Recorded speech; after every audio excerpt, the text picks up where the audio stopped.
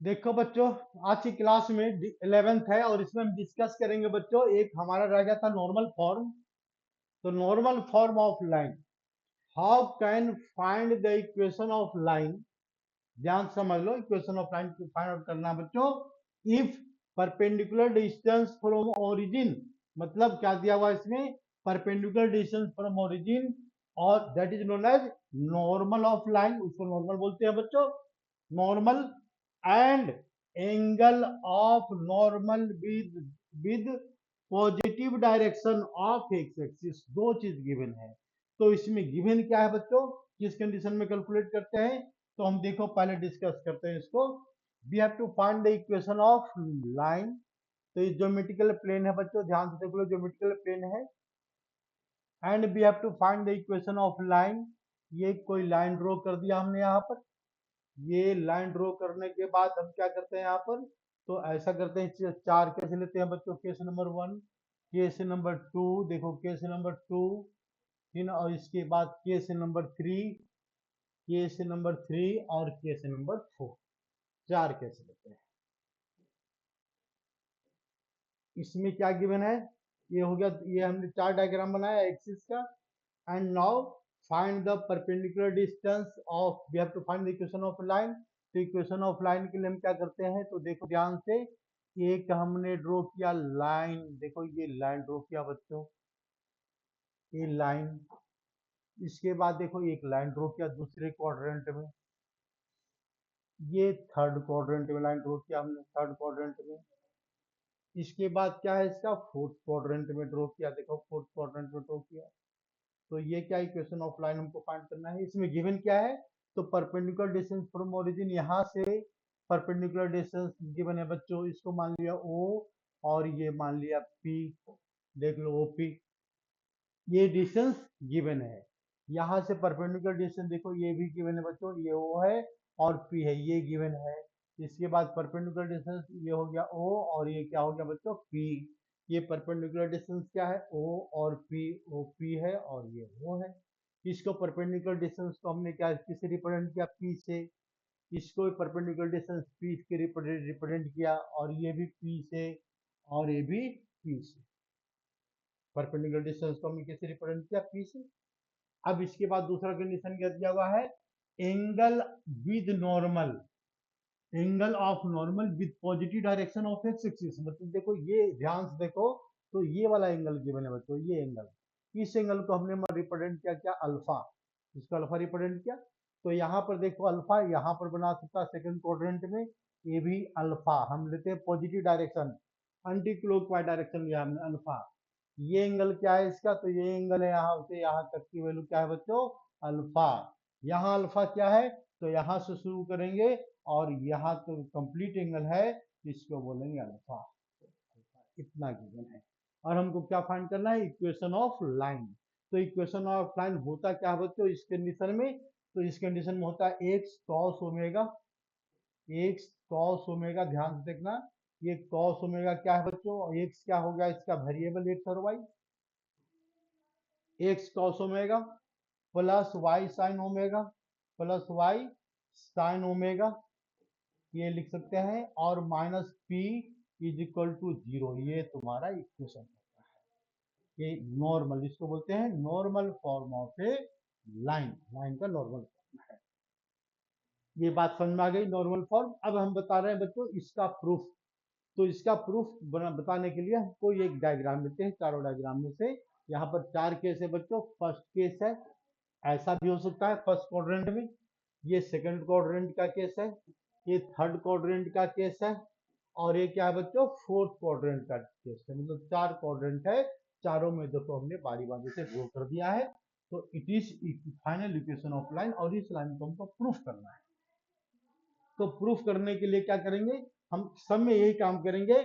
ये एंगल का यूज करना है, और इस एंगल का यूज करके ये क्वाड्रेंट पता कर लेना है। ये वाला ये जो वैल्यू है, इस क्वाड्रेंट की वैल्यू फाइंड करना है। एक्सिस के लिए पॉइंट कौन सा है, मतलब वो क्या कैलकुलेट करना है बच्चों, ए और बी। यहाँ पर इस पॉइंट की वैल्यू क्या है, ए है और ये बी है, ठीक है। ये क्या है, यहाँ पर ए है और इसके बाद ये बी। तो हम जैसे एक में कैलकुलेट करेंगे वैसे सब में कैलकुलेट करेंगे। तो हमको क्या करना है, यहाँ पर किसी एक फिगर को लेना है। तो ये फिगर को समझाने में थोड़ा सा आसान होता है कि क्वाड्रेंट चेंज नहीं करता है, फर्स्ट क्वाड्रेंट में है तो हम इसी फिगर को लेते हैं। ऐसे प्रूफ आएगा नहीं बच्चों, फिर भी इसको समझ लो, ये ना बहुत काम का चीज। तो हम देखो फर्स्ट फिगर लेते हैं बच्चों। फर्स्ट फिगर में क्या लिया हमने, तो लेट ए कोऑर्डिनेट एक्सिस, एक्स एक्सिस हो ले लिया हमने, एक्स एक्सिस, और इसके बाद ये क्या है बच्चों, वाई एक्सिस है। And there is a line L, ये लाइन एल है, और इस लाइन का परपेंडिकुलर डिस्टेंस फ्रॉम ओरिजिन क्या है बच्चों, तो परपेंडिकुलर डिस्टेंस फ्रॉम ओरिजिन क्या है यहाँ पर, ओ और पी है। यानी ओपी की वैल्यू हमने क्या मान लिया, ओपी का जो लेंथ है, इसको ओपी को लेंथ को पी मान लिया है, पी। और इसके बाद फिर क्या गिवन है, तो ये पॉइंट को हमने मान लिया ए, एंगल ए ओ पी जो एंगल है उस वैल्यू को बोलते हैं अल्फा, और इसको क्या बोलेंगे, ये नॉर्मल है, नॉर्मल, याद रखना हमेशा इसको नॉर्मल बोलते हैं, इसीलिए इसका नाम क्या पड़ा है, नॉर्मल फॉर्म। तो देखो बच्चों ये एंगल अल्फा है, और तो इस एंगल अल्फा, इसको हम अल्फा, देखो यहाँ पर हमने अल्फा रिप्रेजेंट कर दिया। तो ध्यान से देखो, ये वैल्यू अगर P गिवन है, यहाँ पर परपेंडिकुलर हमें इट इज 90 डिग्री एंगल, तो we can find the length of OA by applying ये ट्रिग्नोमेट्रिक फंक्शन। तो इन ट्रेंगल, इसमें क्या लिखेंगे यहाँ पर, in triangle, in triangle AOP, AOP में हम अप्लाई करते हैं। तो AOP में अप्लाई करेंगे तो क्या लिखेंगे, cos अल्फा की जो वैल्यू है बच्चों किसके इक्वल हो जाएगा, तो बेस अपॉन हाइपोटेन्यूज, तो बेस क्या बना देगा, ये वाला बेस बनाएगा ओपी, ओपी बेस बनाएगा अपॉन हाइपोटेन्यूज, तो हाइपोटेन्यूज क्या है इसका, ओए का लेंथ हाइपोटेन्यूज आ गया, तो ओए का लेंथ हाइपोटेनस आ गया, तो ओपी का लेंथ क्या आएगा इसमें, ओपी इक्वल टू, यानी ओए इक्वल टू, ओए की जो वैल्यू है क्रॉस मल्टीप्लीकेशन से क्या आ जाएगा, ये यहाँ पर चला जाएगा ओपी और अपॉन कॉस अल्फा, और कॉस अल्फा को हम लिख सकते हैं बच्चों, ओए का जो इक्वल लेंथ है, तो क्या है ओए का इक्वल लेंथ, ओपी क्या है, नॉर्मल है, तो नॉर्मल को पी से रिप्रेजेंट किया है, और इनटू कॉस अल्फा, तो इसको अपॉन में क्या लिख देंगे यहाँ पर, कॉस अल्फा, फिलहाल यही लिखकर हम इसको छोड़ देते हैं। ये इक्वेशन हमने मान लिया फर्स्ट। जब ये फर्स्ट इक्वेशन मानने की जरूरत नहीं है, ये सीधा पॉइंट हमारा पता लग गया, कौन सा पॉइंट, तो ये जो पॉइंट है, इस पॉइंट की वैल्यू क्या है, एक्स एक्सिस का लेंथ है यहाँ पर x,0, यानी p अपॉन कॉस अल्फा और comma zero, it is value of quadrant of point A, A point का कोऑर्डिनेट पॉइंट की वैल्यू है, पता लग गया, एक्स पॉइंट और वाई पॉइंट दोनों पता लग गया। अब आते हैं जरा बच्चों इस फिगर में आते हैं, और इसको हमने मान लिया बी, तो यानी इसका मतलब बी, बी ओ पी में लेते हैं। ये एंगल क्या दिख रहा है, 90, ये अल्फा दिख रहा है, तो ये एंगल क्या दिखेगा बच्चों, ध्यान से देखो, तो इसको लिख सकते हैं 90 माइनस अल्फा, लिख सकते हैं, बिल्कुल लिख सकते हैं। तो अगर ये 90 माइनस अल्फा है, तो दूसरा कंडीशन लेते हैं, इन ट्रेंगल, इन ट्रेंगल, किस ट्रेंगल में लेते हैं इस बार, बीओपी में लेते हैं, बीओपी, बीओपी में लेते हैं, ध्यान से देखो बीओपी ट्रेंगल है, यानी ट्रेंगल क्या है इसका, बीओपी है, तो इसमें हम क्या लिख सकते हैं, cos alpha, cos 90 minus alpha, 90 minus alpha, ये किसके इक्वल आ जाएगा, ए आ जाएगा, फिर बेस अपॉन हाइपोटेन्यूज, तो बेस क्या है इसका, तो ये देखो ये परपेंडिकुलर हो गया, इसके सामने वाला हाइपोटेन्यूज आ जाएगा बच्चों, ये हाइपोटेन्यूज है, और ये क्या है इसका बेस है, कौन सा बेस है, तो ओपी बेस है, तो इसको हम लिखेंगे ओपी बेस अपॉन हाइपोटेन्यूज, तो हाइपोटेन्यूज क्या है इसका, बीओ, या इसको लिख सकते हैं ओ बी, लिख सकते हैं, कोई दिक्कत नहीं है। तो ओबी का लेंथ क्या आ जाएगा इसमें, ओबी का लेंथ आ जाएगा, हम इसको लिखेंगे ओपी का लेंथ क्या है, तो पी है, और अपॉन में क्या लिखा हुआ है, साइन अल्फा आ जाएगा, cos 90 माइनस अल्फा, तो ये आंसर क्या आ जाएगा बच्चों, साइन अल्फा आ गया। यानी ओबी का लेंथ देखो यहाँ से यहाँ तक का पता लग गया, तो ये कौन सा क्वाड्रेंट है, वाई क्वाड्रेंट है ये, तो ये पॉइंट क्या होगा, 0, कोमा, क्या लिखेंगे यहाँ पर, P upon sine alpha, P upon sine alpha. ये ध्यान से देखो तो एक पॉइंट पता लग गया। मतलब ये ध्यान से देखेंगे तो क्या है, अब 2.4 मतलब ये लाइन का 2 पॉइंट आ गया, एक पॉइंट यहाँ पर है और एक पॉइंट यहाँ पर है। तो नाउ अप्लाइंग 2.4 जो हमने पिछले क्लास में बताया है, तो उसको हम अप्लाई करते हैं बच्चों 2.4 में अप्लाई करते हैं। देखो इस फिगर में, ठीक है। 2.4 में क्या होता है, याद करो, जब किसी लाइन का अगर 2 पॉइंट गिवन है तो how can we find the equation of line. ये लाइन है, इस लाइन का 2 पॉइंट गिवन है बच्चों, एक पॉइंट है यहाँ पर x1 y1, एक पॉइंट गिवन है, और एक पॉइंट की वैल्यू क्या है इसका x2 y2, x2 y2 given है। तो इक्वेशन ऑफ लाइन क्या होता है, इक्वेशन ऑफ लाइन याद करो, इक्वेशन ऑफ लाइन हो जाएगा x2 y2 minus y1 upon x2 minus x1। ये डायरेक्ट फॉर्म बताया था हमने, equal to y minus y1 upon x minus x1, ये हमने बताया था, याद कर लो, बिल्कुल ये बताया था हमने। इस फॉर्मूले को अब हम इसमें अप्लाई करते हैं, जरा देखो ध्यान से, इस फॉर्मूले को इसमें अप्लाई करते हैं। y2 किसी को y2 ले लो, जो जिसको तुम्हारी इच्छा है बच्चों। तो हम इसको लेते हैं, क्या लेते हैं यहाँ पर, ये x2 और ये y2, ठीक है। ये पॉइंट को हमने क्या लिया, तो x1 और कोमा y1 ये ले लिया। देख लो फॉर्मूला अप्लाई करें, y2 मतलब 0, यहाँ शुरू करते हैं बच्चों 0, ठीक है। माइनस y1, तो y1 क्या आ जाएगा यहाँ पर p minus sign alpha, p upon sine alpha, p upon sine alpha divided by x2, तो इसको x2 लेंगे तो p upon cos alpha, p upon cos alpha, और माइनस माइनस में क्या पुट करेंगे बच्चों x1, तो x1 क्या लेंगे 0 लेंगे, माइनस 0 ले लिया, इज इक्वल टू क्या पुट करेंगे यहाँ पर, is equal to y minus y1, y minus y1, y1 किसको लिया है बच्चों, ध्यान से देखो, ये x2 लिया, इसको हमने y1 लिया है, p माइनस साइन अल्फा। तो यहाँ पर क्या लिखेंगे, p minus p upon sorry p upon sine alpha divided by, किससे डिवाइड करेंगे, तो x माइनस x1। तो x क्या है, वेरिएबल है लाइन का, याद करो, माइनस क्या लिखेंगे x1, तो x1 किसको लिया हमने, 0 के x1 लिया है, तो यहाँ पर हम लिख देंगे 0, यहाँ पर 0 लिख दिया। अब क्या करना है बच्चों, तो इसका क्रॉस मल्टीप्लीकेशन करो, देखो रिजल्ट क्या आ रहा है। तो ये रिजल्ट क्या आएगा, जरा ये भी कैलकुलेट कर लेते हैं, देख लेते हैं। तो इसको हम क्या करेंगे, क्रॉस मल्टीप्लीकेशन, तो आ जाएगा एक्स माइनस 0 x, तो ये आ जाएगा यहाँ पर क्रॉस मल्टीप्लीकेशन से minus x into P upon sine alpha, ये आ गया लेफ्ट हैंड में,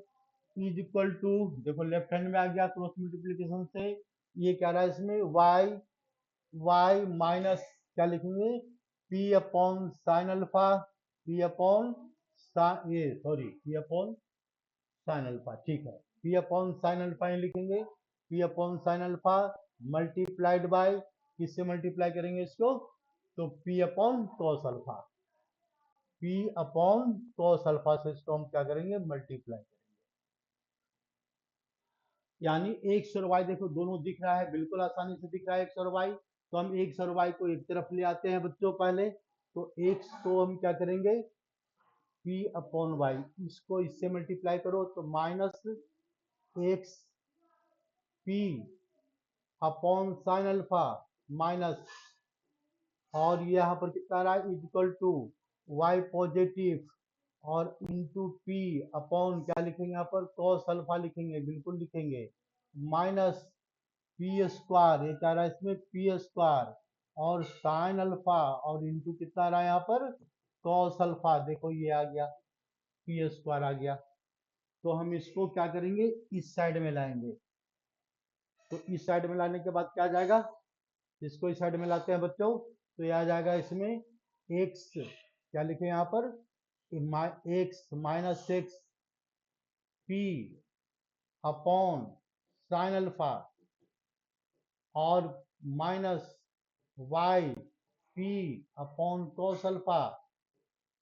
अल्फा माइनस माइनस में क्या लिखे यहाँ पर पी स्क्वायर, ये equal to equal to equal to equal to equal to, minus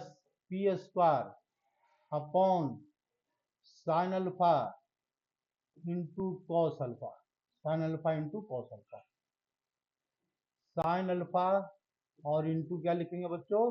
cos alpha. अब क्या करते हैं, देखो P यहाँ भी है, P यहाँ भी है, P यहाँ भी है, माइनस यहाँ भी है, माइनस यहाँ भी है, माइनस यहाँ भी है, तो हमने माइनस साइन हटा दिया और P हटा दिया, तो यानी ये क्या जाएगा इसमें, एक्स अपॉन साइन अल्फा आ गया, कोई दिक्कत नहीं है, बिल्कुल आ रहा है साइन अल्फा, और प्लस वाई अपॉन क्या आ जाएगा यहाँ पर, कॉस अल्फा आ गया, और इज इक्वल टू में क्या आ रहा है यहाँ पर, तो P अपॉन साइन अल्फा और इंटू कॉस अल्फा आ गया। ठीक है, ये भी बात बिल्कुल सही है। अब हम क्या करेंगे, तो हम इसका सॉल्यूशन करेंगे।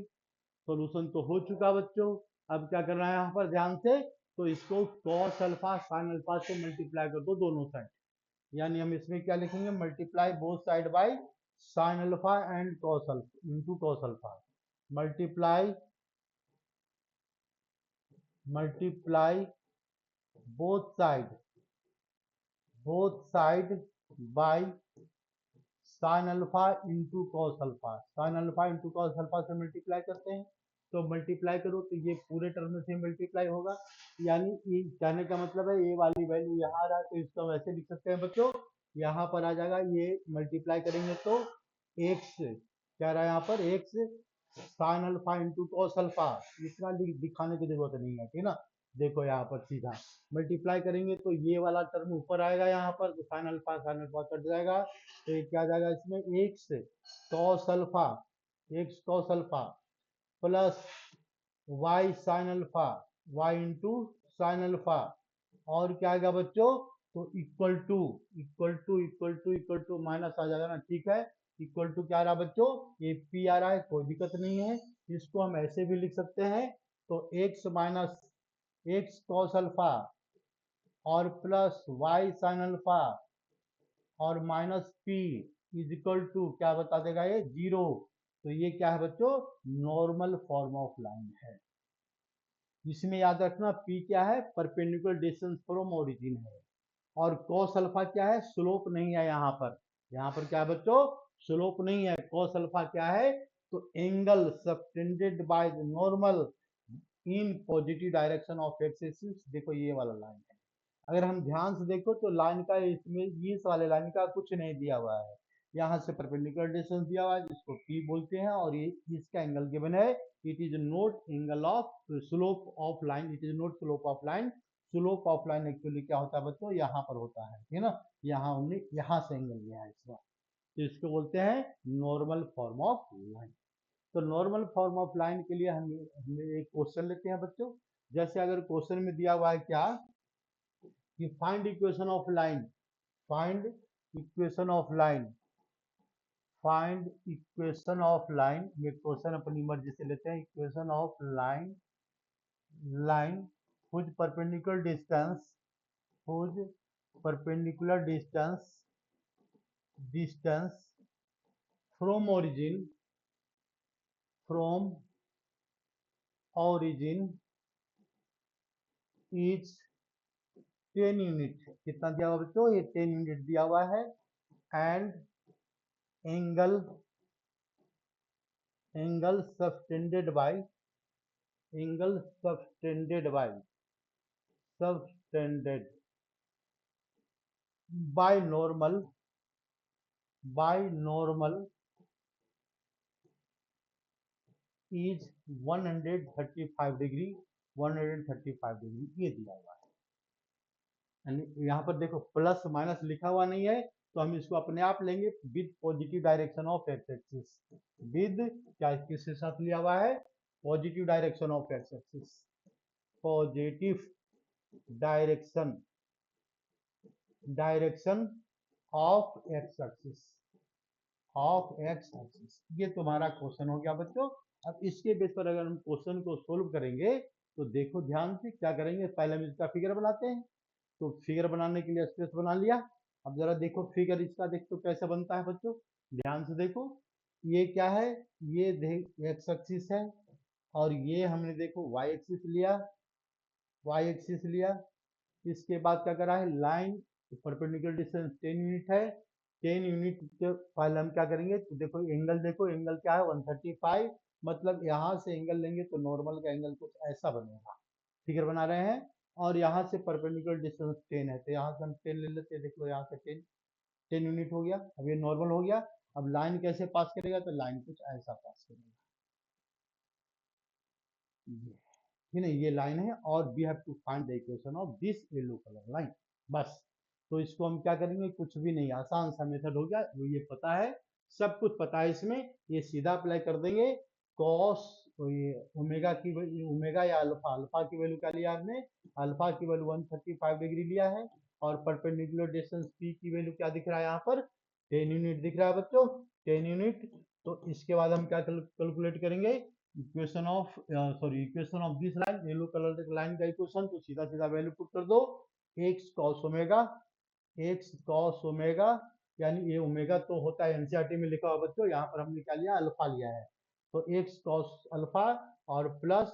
Plus y sine alpha, minus p plus p नहीं, माइनस पी इक्वल टू 0, तो सीधा सीधा सारी वैल्यू पुट कर दो, तो आंसर क्या आ जाएगा इसका, एक्स कॉस,